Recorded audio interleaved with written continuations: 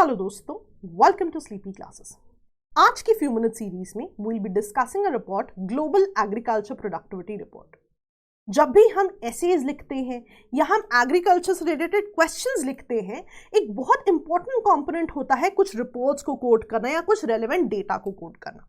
That is what enriches your answer, that is what makes your answer better than any other student जो कि same answer को लिख रहे हैं। तो ये जो रिपोर्ट्स हैं, हम कोशिश करते हैं कि जब मेंस की प्रेप करें तब हम इनको याद करें, पर एक बेस्ट जो अप्रोच है इनको पढ़ने की है कि थ्रू आउट द ईयर जो भी आपकी रिपोर्ट्स आए, आप उनका जो मेजर चंक है जो आपके एग्जाम से रेलेवेंट है उसके आप जरूर नोट्स बना लें। तो उसी चीज़ को ध्यान में रखते हुए आज हम इस रिपोर्ट को डिस्कस करेंगे। तो एक बार बिगिनिंग से शुरुआत करते हैं कि व्हाट डज द रिपोर्ट से। ना रिपोर्ट कहती है दुनिया में डिमांड फॉर फूड तो बढ़ रहा है, राइट? लोग और ज्यादा फूड डिमांड कर रहे हैं, लेकिन डिमांड को पूरा करने के लिए प्रोडक्टिविटी तो एग्रीकल्चर से आएगी। लेकिन जितना डिमांड फॉर फूड बढ़ रहा है उतना जो है ग्लोबल एग्रीकल्चर प्रोडक्टिविटी जो है इंक्रीज नहीं हो रही, और इसका बहुत बड़ा रीजन माना जाता है क्लाइमेट चेंज को। ठीक है, तो कभी भी आप एग्रीकल्चर से एसोसिएटेड क्वेश्चंस लिखें, फूड सिक्योरिटी से एसोसिएटेड क्वेश्चंस लिखें, तो आप इस कोड को या इस रिपोर्ट की जो बेसिक बात है उसको आप डेफिनेटली लिख सकते हैं। चलिए, नाउ द आइडिया इज कि बेसिक से समझते हैं कि क्या की इंडिकेटर है, व्हाई डज द रिपोर्ट से सो रिपोर्ट कह रही है कि डिमांड फॉर फूड जो है वो बढ़ रहा है, लेकिन प्रोडक्टिविटी नहीं बढ़ रही है एग्रीकल्चर की। तो कैसे मेजर किया जाता है, what is the key indicator जिससे हमें पता लगता है कि एग्रीकल्चर प्रोडक्टिविटी नहीं बढ़ रही? तो the indicator is called total factor productivity. ठीक है, सो बेसिकली इस जब भी आप एग्रीकल्चर की बात करते हो और एग्रीकल्चर में आप देखना चाहते हैं कि प्रोडक्टिविटी बढ़ी या नहीं, तो आप जो है टोटल फैक्टर प्रोडक्टिविटी को देखते हैं। तो इनमें बेसिकली देखा जाता है कि कितना एफिशिएंटली आपने इनपुट्स दिए हैं कि आउटपुट्स बढ़ जाए। बेसिकली जब आप एग्रीकल्चर की बात कर रहे हो, आप इनपुट्स दोगे। इनपुट्स क्या होंगे? हो सकता है लैंड, लेबर, फर्टिलाइजर्स, मशीनरी, कुछ भी आपके जो है इनपुट्स हो सकते हैं। तो लेट्स से कि अगर आपके पास दो लैंड्स हैं, दोनों पे ही आपने सेम अमाउंट ऑफ टाइम के लिए सेम इनपुट्स यूज किए हैं, तो पॉसिबिलिटी है कि एक लैंड की प्रोडक्टिविटी ज्यादा हो, एक लैंड की प्रोडक्टिविटी कम हो। So total factor productivity basically compare करती है कि कितने आपने इनपुट्स यूज किए और कितनी उनकी आउटपुट्स में बढ़ोतरी हुई है। तो बहुत सिंपल से शब्दों में अगर मैं कहना चाहूं तो टोटल फैक्टर प्रोडक्टिविटी ट्रैक करता है कि हाउ एफिशिएंटली आप एग्रीकल्चर इनपुट्स को यूज करो सो दैट आउटपुट्स जो हैं आपके बढ़ जाए। और इस रिपोर्ट में देखा गया है कि जो आउटपुट्स हैं वो डिफरेंट जगह पे डिफरेंट रीजंस की वजह से बढ़े या घटे हैं। आगे जाके आप पढ़ोगे कि कुछ ऐसे रीजन्स हैं जहां पे इनपुट्स को किसी और तरीके से दिया गया, वहां पे आउटपुट्स किसी और तरीके से बढ़े। फॉर एग्जाम्पल, अगर मैं इनपुट्स की बात करूं, इनपुट्स कुछ भी हो सकते हैं, लैंड, लेबर, टेक्नोलॉजी, राइट? तो आगे जाके आप पढ़ोगे कि ऐसा देखा गया है कि ऐसे रीजन्स जहां पे टेक्नोलॉजी पे बहुत ज्यादा काम किया गया, input in terms of technology पे बहुत ज्यादा काम किया, वहां पे आउटपुट भी बढ़ गए। लेकिन ऐसे रीजन्स जहां पे इनपुट्स पे बहुत ज्यादा काम नहीं किया गया, वहां पे अल्टीमेटली क्या होगा? प्रोडक्टिविटी घट जाएगी। Very very simple. तो अगर आपसे पूछा जाए टोटल फैक्टर प्रोडक्टिविटी बेसिकली क्या है, तो आप सिंपल सी बात करोगे, ये देखता है कि कितना एफिशिएंटली जो है इनपुट्स को आउटपुट्स में ट्रांसफॉर्म किया जा सकता है। राइट? सिंपल था। तो कोई भी आपको एग्जाम में ऑप्शन आए, जरूरी नहीं है कि एग्जैक्टली यही शब्द लिखे हुए आए, आपने उस ऑप्शन पे टिक करना है जो आपके कंपैरिजन की बात करता है of the outputs to the inputs. ठीक है जी, पहली चीज। दूसरी चीज, अब ध्यान रखना, जब भी हम एग्रीकल्चर प्रोडक्टिविटी की बात करते हैं, हम शायद सिर्फ क्रॉप्स के बारे में सोचते हैं, लेकिन ध्यान देना एग्रीकल्चर से एसोसिएटेड अलाइड सेक्टर्स भी तो हैं। तो इनपुट्स तो स्टैंडर्ड है, land, labour, investment, machinery, anything, लेकिन आउटपुट्स सिर्फ आप क्रॉप्स के रेफरेंस में नहीं देखते हो, आप लाइफ स्टॉक भी उसमें कंपेयर करते हो, और एक्वाकल्चर प्रोडक्ट्स भी, बेसिकली एग्रीकल्चर से एसोसिएटेड जो अलाइड एक्टिविटीज हैं वो भी जो है इससे एसोसिएट की जा सकती हैं। तो ये दो इंपॉर्टेंट पॉइंट्स हैं जो आपने याद रखने हैं। क्यों?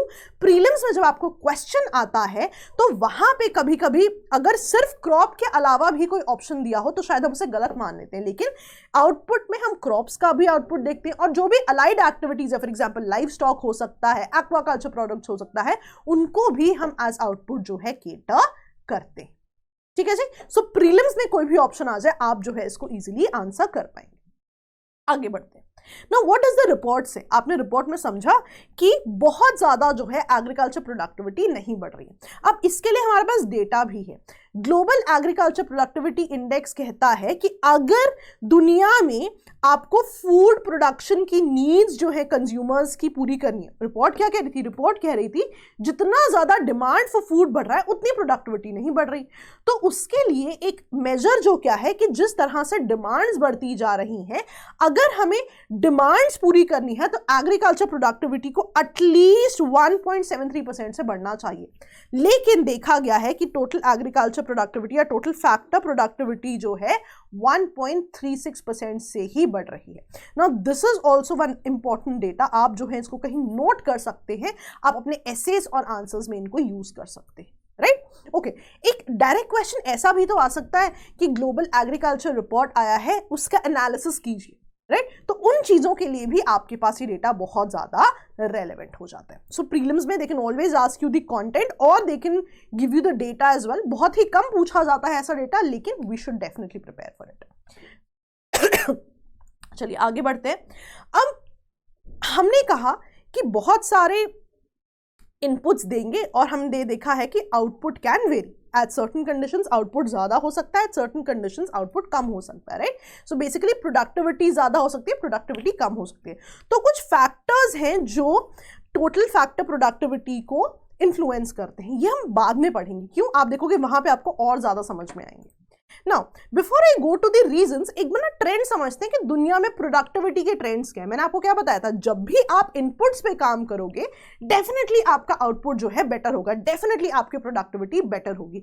यही चीज जो है ट्रेंड्स में देखी गई है।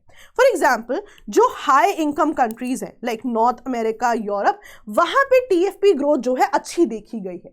उसका रीजन क्या है?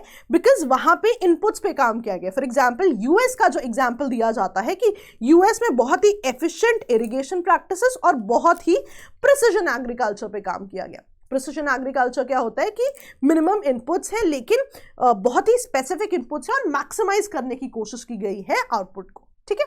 सो आप देख रहे हो कि if you worked on the input definitely your TFP has increased. अब इसी का एक एब्सोल्युटली दूसरे तरीके का एग्जांपल है सब सहारन अफ्रीकन रीजन।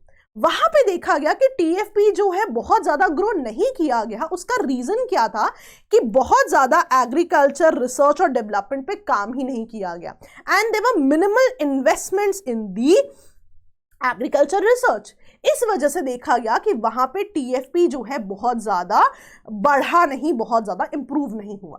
तो हमेशा आप इस तरह के जो है एग्जांपल्स कोट कर सकते हैं। जब आपको एसेज लिखने होते हैं और वहां पे एग्रीकल्चर का कंपोनेंट होता है तो हमारे पास बहुत ज्यादा एग्जांपल्स नहीं होते, तो आप प्रोडक्टिविटी पे लिखिए कि इन कंट्रीज में जहां पर इनपुट्स पे काम किया गया, फॉर एग्जाम्पल यूएस, वहां पे जो है बहुत ज्यादा टीएफपी देखा गया।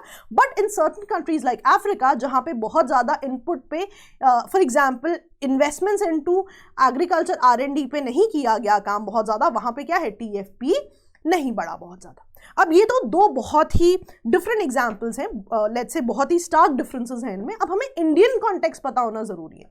इंडियन कॉन्टेक्स्ट क्या है? इंडिया मिडिल इनकम कंट्रीज में आती है, that has a very strong TFP rates, बहुत ज्यादा बैलेंस टीएफपी रेट्स है, राइट? रादर जो अगर हम आउटपुट ग्रोथ की बात करें उसका वैल्यू भी बहुत अच्छा है। अब इनके रीजंस क्या है, राइट? कि व्हाई इज इट कि इंडिया का टीएफपी बढ़िया माना जाता है, अच्छा माना जाता है।